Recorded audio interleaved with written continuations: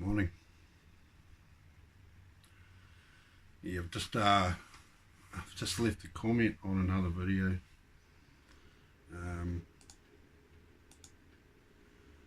And I'm gonna ask at least. I'll just read it. Yeah, about Blair Cottrell, about some things going on there. You see, the Australian thing going on with the Melbourne thing, going on with the media ignoring the specificities of the Melbourne African gang problem. This is actually hugely handy to, you know, because it puts the relationship issue really front and centre. You know, as Blair's said, you know, it's the government and media collusion, and it can only be said it's actually the government, media, police collusion, because the police actually work like an algorithm. They're only going to react. The thing with the police is they are representative of the justice system, and it's the justice system that makes all the decisions about what criminal thing is going on, right? And so that's why they seem averse to communicating. Okay, that's why they seem averse to communicating. So, you know, Blair's right. It's not anything to do with race. It's not to do with the police. It's actually the government handing down policy. And there's always, between the lines, right, there's always the actual political intent intimated between the lines of the policy, right? Because I know how that feels. You get run up, you know, you get caught, you know, you come across the cops, right, and they just don't want to know, they don't listen, they're not interested, and they're thinking the worst in that order. And because they've got to think the worst so they don't get it wrong. And a lot of, and in the police's experience, the worst case scenario is the next thing they have to do. And this is at any moment.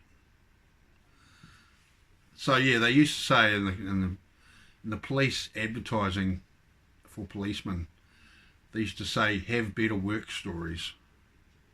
And so it's, yeah, very different way of life to not a policeman. Very different. Yeah, so I wanted to say something, because it's, you know, we need to fast forward the thinking on this, because the real problem of what's going on, it's not, you see, it's not the things like any single instance, you know, isn't the thing that's going on. That's just a result of what's going on, you know. Like the establishment have the intent to maintain their political position, and so they're putting in place there's something that it's virtually it's a barrier, okay? It's a wall. It's a political wall between themselves and the public. And you know, because they're actually, you know, the establishment are generally entirely philosophically underwritten by the belief that anxiety is wisdom and virtuous, right? And now I'm getting to this point, right, and it's going to take a few minutes, okay? They have the siege mentality attitude toward wealth, and that's why they hoard wealth. Okay, they hoard wealth. And they're putting sugarcoating it, right? You could say that we believe that politics dictates quality of life, which is what Blair's trying to defend. You know, what Blair's saying is we want to just keep it as good as it is. That's what he's saying. We know it's good and we want to keep it that good. We want to protect it because it's that good. It's actually our main thing, man, you know. Because the community is an extrapolated out experience of the self. Okay, and so that's why we want to keep it really sweet, right? Now, having said that, the establishment instinctively intuit this, because actually they're humans too. They have consciousness too, and so yeah, so that's all Blair's doing. And but the big thing really on the radar for me is that it's this stage of development of civilization, okay, in the West, right? So if you look at the West, in the last 100 years of the West, where the wealth has boomed, right? I'm not talking about, actually it's more than 100 years, it's 100 and, I'm going to say back to 1870, back to you know, say the you know, what they call the Industrial Revolution. And we're really on the cusp of the new Industrial Revolution, because what are we doing with ourselves, right? And so for all this time, if you get that whole thing and you think of it like you think of a movie, come along here, Industrial Revolution come along, yada yada yada, First World War come along, yada yada yada yada yada. Then the Great Depression happened, right? Yeah. And then through the 50s and 60s, that was really when it took off, right? And then we've got to the age of the digital age, which started actually probably the early 80s. And actually, that's the last time there's been any great industrial development which spawned, you know, thousands of jobs.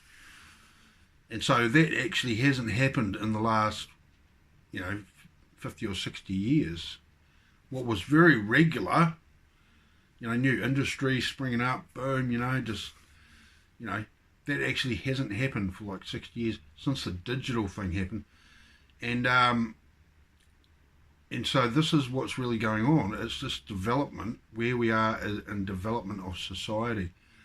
Now, I can say that you'd want to keep it exactly the way it is. It's pretty good. But, like you're talking about culturally and emotionally, right? Well, what about spiritually? Okay, and this is something that, this is something, our true spirituality, right, which I'm talking about white people, okay, you know, I'm saying this, it's the spirituality of white people and anyone else that values education, because I think that's the measuring stick for this. The fact that we value education is an acknowledgement of consciousness, right? So anyone else that values education, their behaviour will follow that.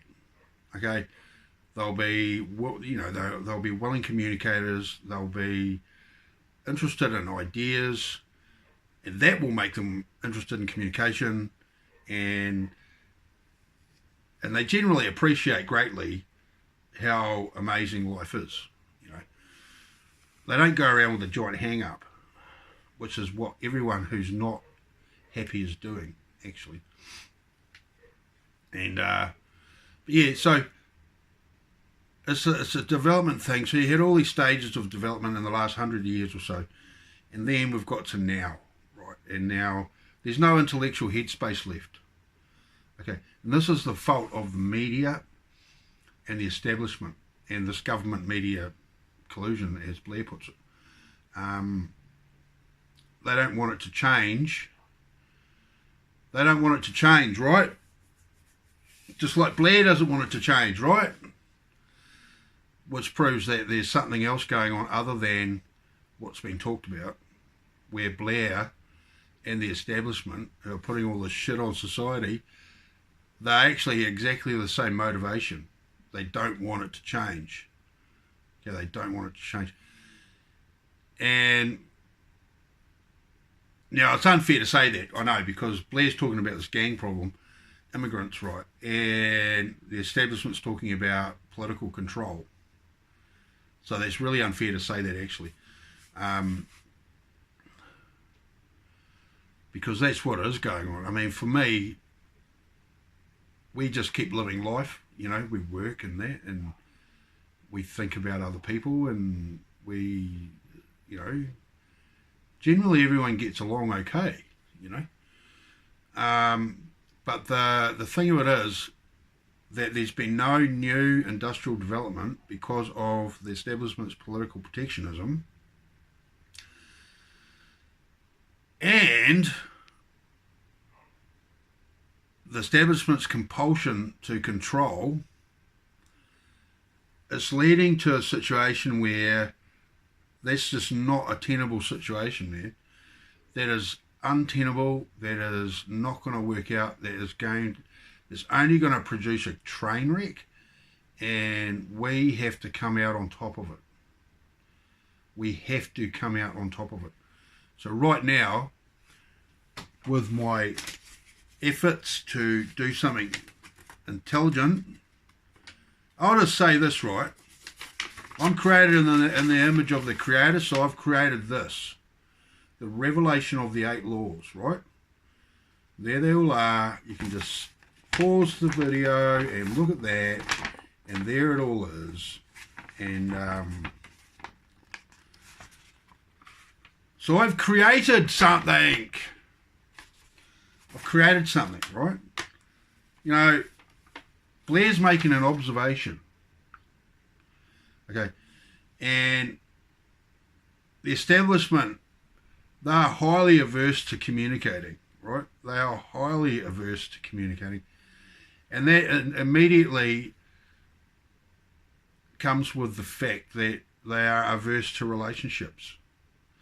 So they're all there, they all think they're friends, these rich people, but actually all they are really is an individual cozying up to a pile of wealth. Okay, that's all that is. So here is what I'm doing, right? And I think this is going to work good. And I could go into a little talk about my experience being so connected to the consciousness realm, that the kind of consciousness emails I've been getting, like, yeah, there's been definitely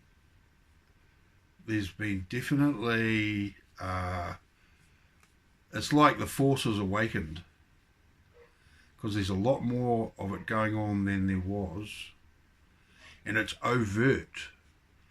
It's not just my personal experience going on here. It's actually overt, and it's coming to me. That's something that's got to be. I'm going to qualify that whole thing of it, as I see it, this year, by the end of this year. See, I've got no money. All right, I'm going to leave my contacts down below there, and if you want to give me lots of money, do it, because I'd love to go on the road, you know, with this full time.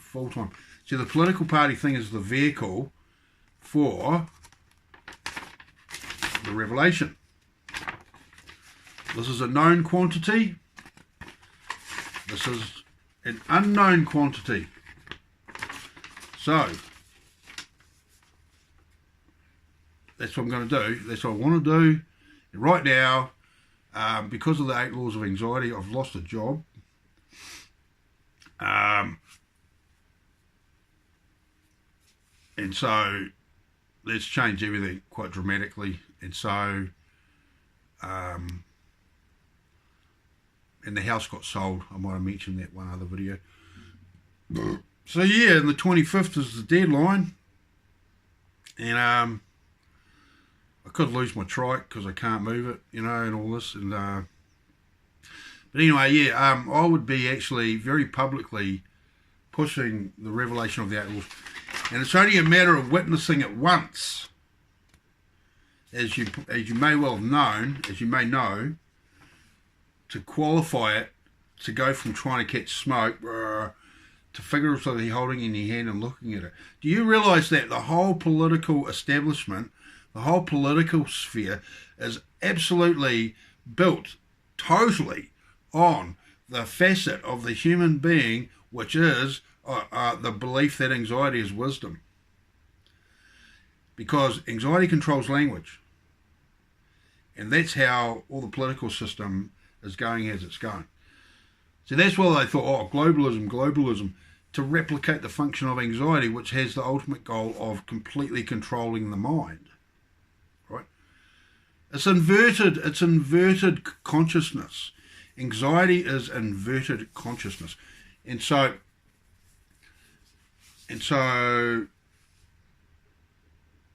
that's the thing of it, right? And so if someone was to give me some cash, I would be able to keep doing this really in the face.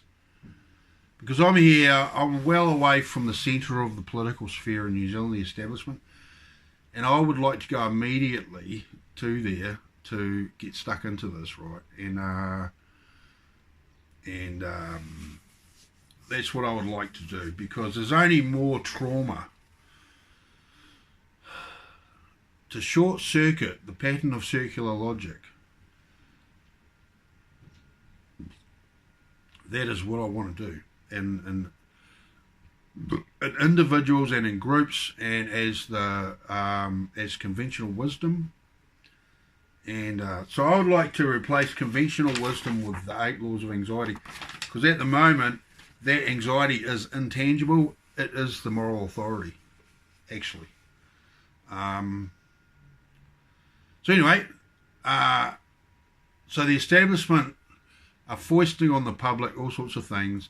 Like, New Zealand is an absolute basket case of this, man. I mean, our news is mainly overseas news, right? In the 6 o'clock news, you talk about government media corruption. We actually don't have a media in New Zealand, okay? Because I've asked them straight, what do you consider news? What is the litmus to decide what is newsworthy? Because I think the news is just crap. It's like a Woman's Day magazine, and it's the trivialist stuff. It's the trivialist stuff, and it's how they stage the news. It's how they, you know, deal those stories out to us, right? Because we had this heavy political story last night, and after that there was a story from Australia about a puppy that had been caught by a snake, and a woman that went and saved the puppy. and so from that perspective, it's all over the show, man. There's no coherency to it, where it goes from a really serious central government, social policy kind of story to a chintzy little, you know, thing, you know, like it'll go from like just say the government central policy, social policy thing, and then it'll be a car crash in the US, right? Or something like that, a car crash in the US, or it snowed somewhere. Then to fucking Syria, you know. It's all meant to destabilise the thinking. I think the political optics of it has to be said, that it's there to try and get people to not care about what the news is. That's the thing, not care. Create apathy, okay? Initiating doubt, okay? Because you've got someone there who's speaking, and someone will come in who wants to, because the 8 laws are in play, so they want to initiate doubt in what the speaker is saying. So they'll come in with a contentious, you know, they'll come in with something that's actually changing the subject, and the tone of the voice is loaded with contention, you know. That's to create doubt in the speaker, in the group, and also doubt in the mind of the speaker as well. And this is replicating the function of anxiety. And that's kind of what the news is. It's like our own little collective schizophrenia problem. You know, and a lot of it is, a lot of the news, a lot of what they say in the news is actually speculation passed off as the truth. You know, and you see in the political media, Question from Gary, because he puts in. You know, they are all in agreement that the problems can't be changed. You know, they all talk about things in terms of they believe that the problems can't be changed. So that's, you know, that shows lack of creativity, eh? You know what, I think that people that have a lack of creativity have no right to be speaking for me, right? And I know that with the best intentions of the 99% who we are pro-consciousness, and we want answers, and we've got common sense, we want to do stuff. These people have no business talking for us, speaking for us, because the media is supposed to be representative of the collective consciousness, right? And it is doing the opposite. It is being representative of collective schizophrenia. This is like hip-hop music, you know. If you look at YouTube and you look at schizophrenia simulation, make the observation yourself. It's actually very similar. It's an inverted form, but it's still the same thing. Like how there's a real repetitiveness of the lyrics, you know. It's a schizophrenia, man. And you know, because there's real serious schizophrenia. I mean, everything's got multiple dimensions, multiple nuances, blah blah blah.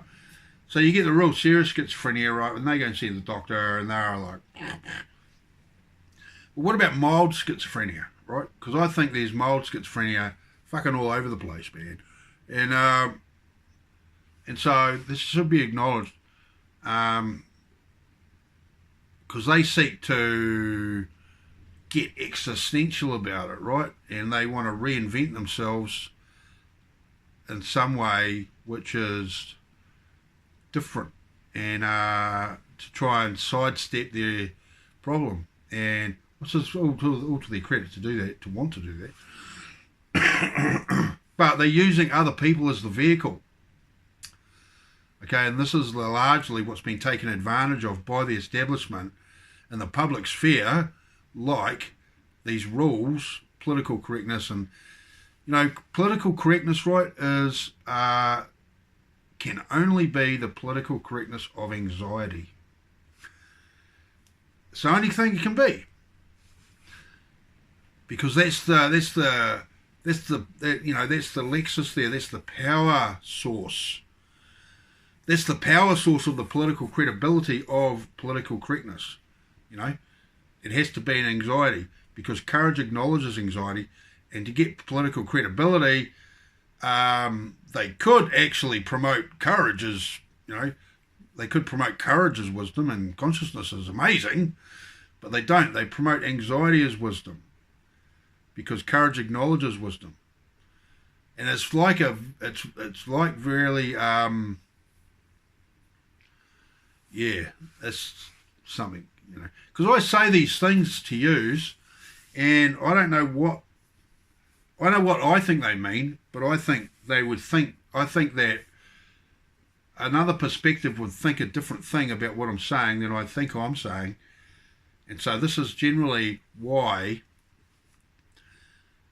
getting all technical, like these feminist people, you know what I'm talking about, political correct people, getting all really split hairy and that's a stupid thing to do, man. You've got to put things in general terms to conceptualize what you want to say, because a different perspective won't have the same appreciation of it. And so this is more in keeping with communicating out of respective consciousness, I think. And so, you know, this is this work I'm going to produce, which is the second half of the Revelation of the Eight Laws. Revelation of the Eight Laws is going to end up being about 30,000 words, because if you look at the Facebook link and the doc on the Facebook link, right, Anxiety Engine Stoppers NZ is the page of my Facebook, and yeah, www.facebook.com/anxietyengine.stoppersnz. Okay, that's the minimum reducible argument, and it's 3,300 words. So there's the proof that consciousness can perceive extremely detailed nuances. Okay, consciousness can perceive extremely detailed nuances. And so the whole political correctness thing, whole thing of raising an argument kind of thing, right, is really tricky for people that believe in consciousness to actually engage with that, because it is such a stupid crap way of thinking about things. Okay, because it's actually according to the logic of anxiety, is really why we don't like that. You know, we hopefully we engage with each other. It's like two guys, right, never met each other. They're from different ends of the country, right, and they might meet at a service station, and because they're both riding motorcycles, right, instant brothers, man. Okay, now with all these problems that are going on, actually everyone's all on motorcycles, right? We're all on motorcycles, man, because we're all the same. We're all people. We all have a vested interest in a good outcome. And so how come the language does what it does? And it's got to be said, you know, the whole thing with the US and the Trump thing is a giant scam, man. You know, this is party to the establishment problem, right? See, Trump got elected, and it wasn't because, you know, Trump knew all the good things to say to people. Okay, he knew all the good things to say to people, and it's the same thing as how he has made the economic change in the US. Exactly like what happened in Germany pre-World War II. You know, Germany went from starving population with hundreds of thousands of suicides a year, and within about 5 years, Germany was the strongest industrial power of Europe in only 5 years. Okay, and Donald Trump's done the same thing, and you know, you got this mass unemployment, lowest black unemployment, stock market booming. You know, So what's the causality that both of those outcomes are exactly the same? What's the causality, do you think? Okay, so that, and Trump did it in 2 years too, by the way. Well, the thing is, it's willfully made like that. It's willfully made like that. Okay, that's the only thing. And New Zealand's got exactly this going on. New Zealand is really the ultimate place for creativity, actually. Okay, because we don't have wealth, so we have to have genuine creativity and guts and drive and stuff like that for the people that have actually made it, like Rocket Lab guy, the Martin jetpack guy, and there's a whole bunch of other ones, right? Fisher and Paykel's another one. And so these guys have had to really haul it up, man. And because you know, a lot of it's like writing music or anything. You can't be rich to have, you know, you can't be rich to actually have a decent, good idea. Most good ideas happen because of, you know, because of the love of creativity and poverty. And because of the love of creativity, there's a real problem with boredom, actually, as well. Now having family seems to like fix a lot of that. Families are not boring, man. Having kids, I haven't had kids, you know, I haven't had kids. No, I was in my 20s. I became a musician. I was playing thrash metal, and then I ended up in a death metal band, playing the bass in a death metal band. That was called Cremator. And so my whole thing going on there, that kind of stage of life was kind of appropriated by creativity. And so here we are again. You know, I got through that, and then you know, that season had passed, as it were. And so you change your attitude as you mature, and so anyway, and so here I've been really crunching it, man, crunching it. I spent a good 5 years thoroughly crunching out a business plan, a portfolio of designs, actually, and research and things and marketing and all that kind of thing. And all the work for that's done. It's just that there's no money around. No one's got any guts to actually invest in anything. First, the primary product's a new type of wheelchair that can go up and down stairs. And yeah, but going again, yeah. So I made my trike to actually fund the first wheelchair, and now I should have just made the first wheelchair. I know. And then having given up on finding an investor, the revelation of the 8 laws came along. It materialized. It downloaded to me, man, from the universe, you know. And so I'm incredibly pleased with that. And this has just taken over my life since. That's exactly what has happened, you know. It's and here we are. And so I'm serious. If you can fund me up, send me some cash, you know, I'd be real pleased with it. And so I will gratefully receive that to continue with this, because with the establishment, right, here's the deal, right, with the 8 laws, right, the 8 laws is what is in your way, okay? The 8 laws is what is in your way of getting traction to keep things really good, to make things better, right? And this, because the belief that anxiety is wisdom is philosophically underwriting wealth hoarding and the political protectionism of the establishment. The fear the fear. So automatically, China's the big enemy.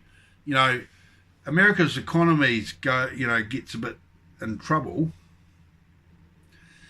And so instead of admitting that, oh, it's China's the enemy. China's the enemy. They've been ripping us off for years. And, you know, China's the big enemy, man, you know. And so they automatically start, you know, because it's anxiety that is politically protectionist. Okay, because there's the thing about it, right? Consciousness isn't like that. Consciousness wants to actually embrace other people. Consciousness wants to communicate, you know. And so this is why I'll shout out to YouTube right now, because they facilitate being able to embrace other people and what they're doing and how cool it is, and it's like everything amazing going on, loving it, and as a means for me to communicate this, that's lovely. It's all we could ever hope for in the micro. That's all we want in the micro. And so, yeah, the political protectionism thing, you know, all the years of political correctness and feminism and gender equality and all these other isms, and, you know, how come they won't, you know, like Trump won't admit he's wrong and the US economy is in really bad state, right, and blame China. Why haven't all these political people being able to see that all they really are after is respect and courtesy? Why can't they admit that? Why can't they bring that? Because all these years of this politicization of the personal sphere, has nobody ever spoken up for respect and courtesy. And I'm thinking, I want to push that, right? That's the thing of it. You know what? Hey, guess what? Guess what? Consciousness wants respect and courtesy. Okay, and so I'm entirely interested in doing a big push to make sure everyone knows that consciousness wants respect and courtesy. And so the big ace up the sleeve, right, is that all these people that are hardcore salesmen of anxiety as wisdom actually all have consciousness, right? And this is, it's, you know, the whole, as you read in the revelation of that laws, it's actually a giant freak accident that has turned out like this.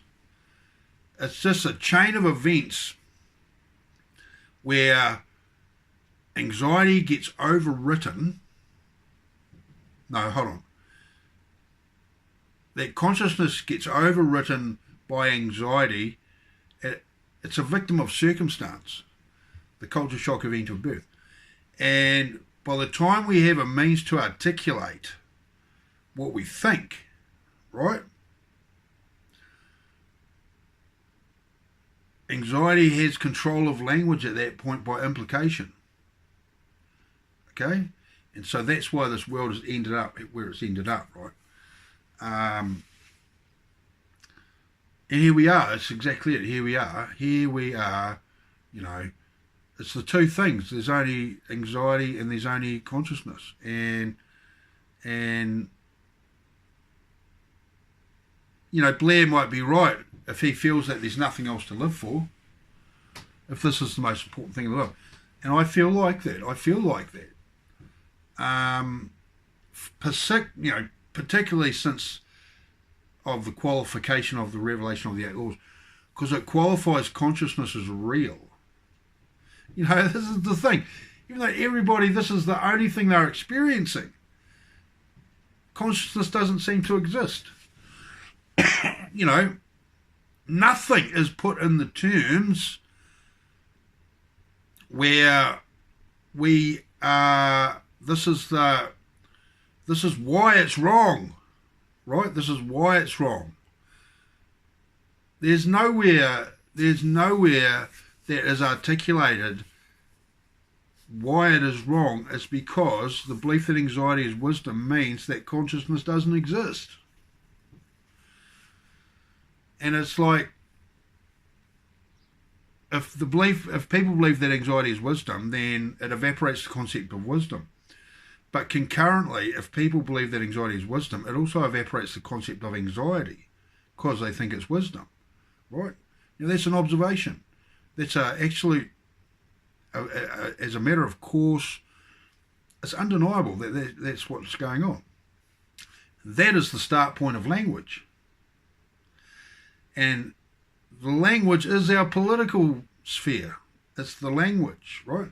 Because the language is the primary means of the expression of consciousness. And so, as a way forward, okay, the revelation of the 8 laws is an amnesty.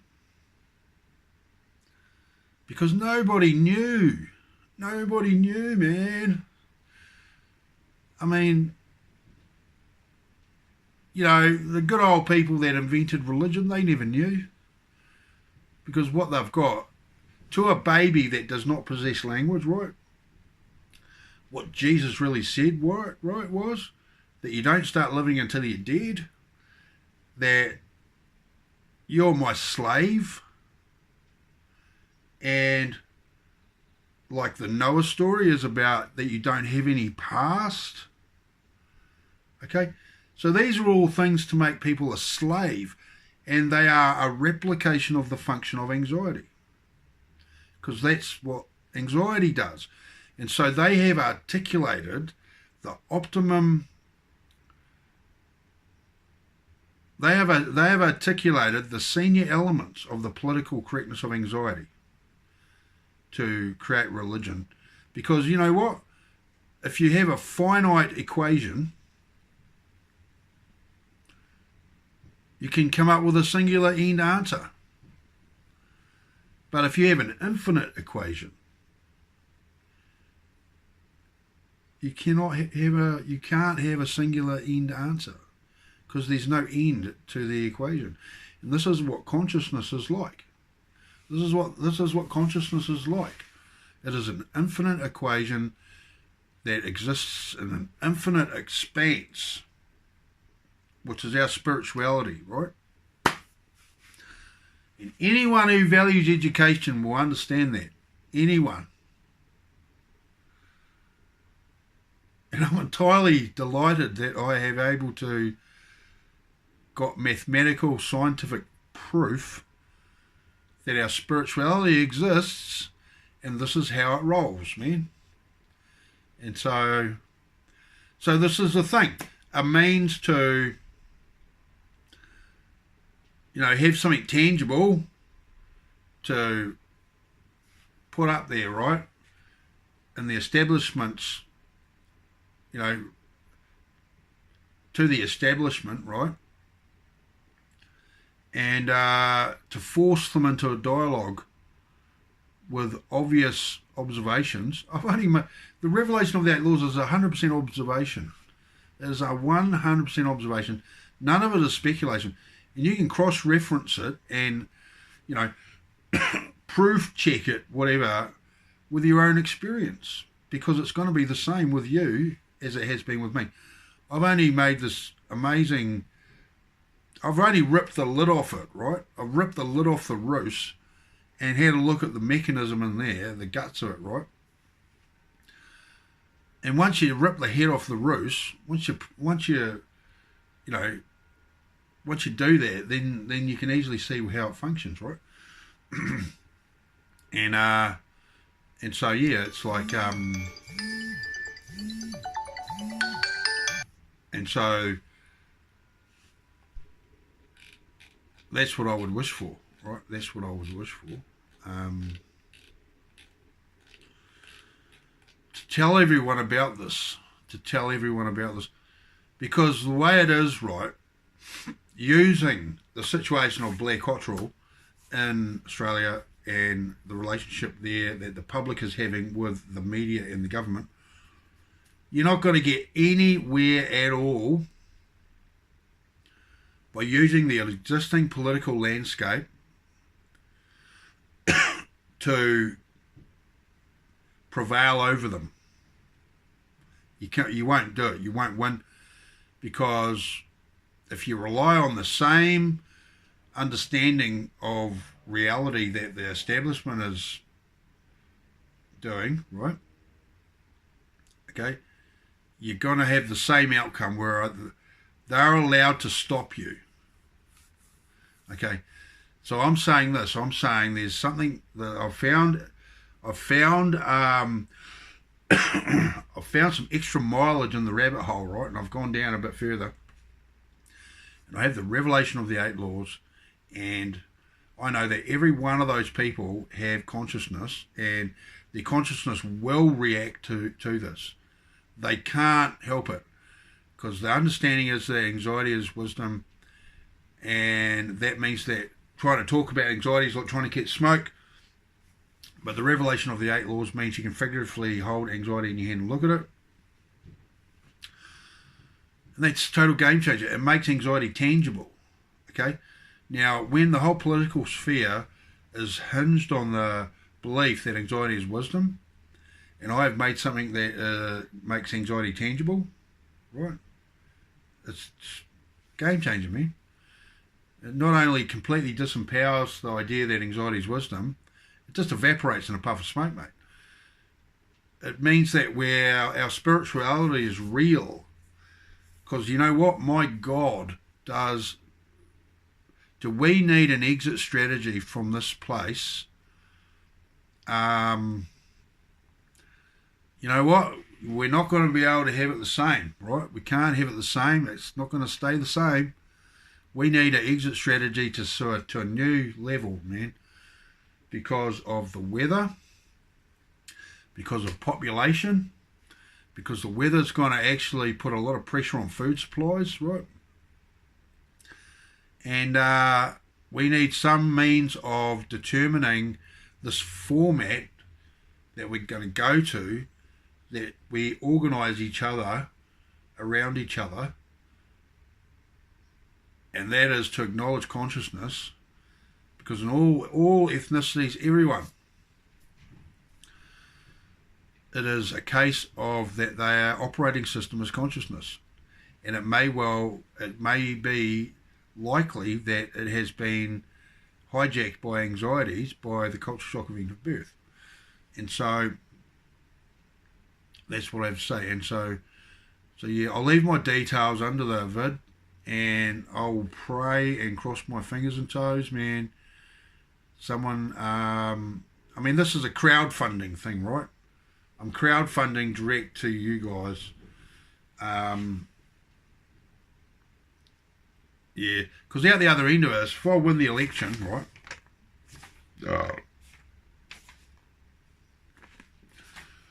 I reckon I can win it. You know, if I go on the road, right, I think I can win the election even if I'm in it or not, with the revelation of the 8 laws. Because the revelation of the 8 laws, who do they get all their votes from? Blair's right, it's the government creating policy, laws. Who do they get their votes from? Now, how do they get their votes? So what if all the people that give the votes thought that the revelation of the 8 laws was really cool? Then the government would have to think that they were cool as well. And then the revelation of the 8 laws would be in the government, which is actually not true, because that's as inverted as anything. The revelation of the 8 laws is a announcement that consciousness is real. So while this is the revelation of the 8 laws, it's actually about the existence of consciousness and why people think it doesn't exist. And so, yeah, that's what my intent is, to do that. And so I'm going to continue, whatever the situation, man. I'm going to continue, and that's what I'm going to do. And I would like some help with that. And because that's all I'm about now. Because we need change, man, because there's all these more people, and the political protectionism, the financial system, and the social policy are also all working in collusion. They're also all working in collusion. And in New Zealand, we've got the mental health services. They're overworked like by about 40%. And, you know, so we've got to create a change here. We've got to create a change, man. And it has to be something everyone can love. That's why the revelation of that laws is an amnesty for everyone in the world. Everyone, you know. It's a way to facilitate forgiveness, and it facilitates a conversation, man. It facilitates conversation. It will stop people being fearful of communicating. And that's the big one of it, man. It makes anxiety tangible, and that renders it something you can actually compartmentalise. And when you start rolling with consciousness, anxiety just disappears, you know. And then the two people can experience just an honest conversation, and that's what it can be. That's what it can be. Because if the wealthy people, if the person that's isolated and has an aversion to communicating knows of the revelation of the 8 laws, to know why he is like that, or she, you know, and that gives them permission to actually talk to other people. See, I'm rolling with consciousness. I'm actually getting in people's face saying, are you interested in a new political party? Right? So it's going right out there in public. But I know the only thing out there in public is consciousness. It's a jump into the big pool, man. Dive into that big pool of consciousness. Now, why would that be a problem? Why is public speaking a problem? Because conventional wisdom is that anxiety is wisdom and virtuous.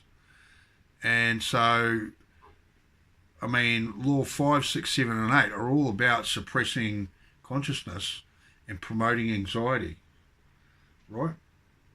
And everyone instinctively knows that, everyone thinks that. And everyone stays safe and wants everyone else to stay safe. So that's why the whole communication thing is like, you know, I don't know about you, but I was told as a kid you only use 10% of your brain, and I think that's why. It's because of the political protectionism of anxiety and the group setting is why that's been said. I've asked a lot of people that, and they've mostly all said yes. They were told that, or that was implied. Religion says it all sorts of ways, you know, that you're a complete muppet and you can't even help yourself, and all you can do is sin, and you know, there's all these ways that you just reduce to a mere shadow of consciousness, actually. So anyway, so please get in contact if you can. And so that's enough words, I think. That's enough words. And I want to say happy welcome to the new subscribers. That's been really cool. And all I can say is go the weather. Because yes, it's tripping out, eh? It's like, that's something everyone's aware of, I'm sure. And so I'm aware of that. And this is maybe, you know, the universe may well want me to bring the revelation of the 8 laws to the people, to find those that are worthy of living through the other side of what's coming. Because there's those that are, you know, there's those that have remained loyal to the essence while being unknowing of it. which is what the revelation of our laws does. That's what anxiety does to language, and that's what language does to our experience. And they've still remained loyal. They know it's there, and they've remained loyal to it. And Blair's showing that he's doing that. He is loyal to it because he's sticking up for it. Yeah, without a qualification of why it's wrong, he's just saying that's wrong, stop it, you know, for that busker incident thing. The guy wasn't a busker. As far as I'm concerned, that's just another establishment figure. Because the establishment seems to be pro-schizophrenia. You know? Takeaway shops and wholesaler liquor outlets in proximity to schools, right? Have a look around yourself, man. And yeah, because anxiety never sleeps, and neither do they. They will attach their logic to anything and everything they can. And it's because they think it's wisdom. Because they're human beings, and they think the group thinks that, and so they want to do something politically credible, and so they'll do that. And so that's the nature of how this problem exists. That is the belief that anxiety is wisdom and virtues, right? This is how it exists in the political sphere, and it is all over the business community, man. It's like, yeah. Anyway, hey, have a good one. Go Blair. Good on you, mate. Keep it up. And Brendan O'Connell,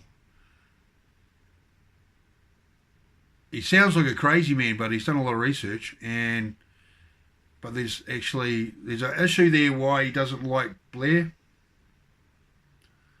I'm very concerned about that. Because all Blair has got to say, while not being of a high quality articulation, it's undeniable Blair has a very valid point to make. And we are going to listen to that because that is engaging in communication, while the establishment is averse to communicating, right? And we will automatically go to the one that wants to communicate in every instance. Okay, every instance. Hey, anyway,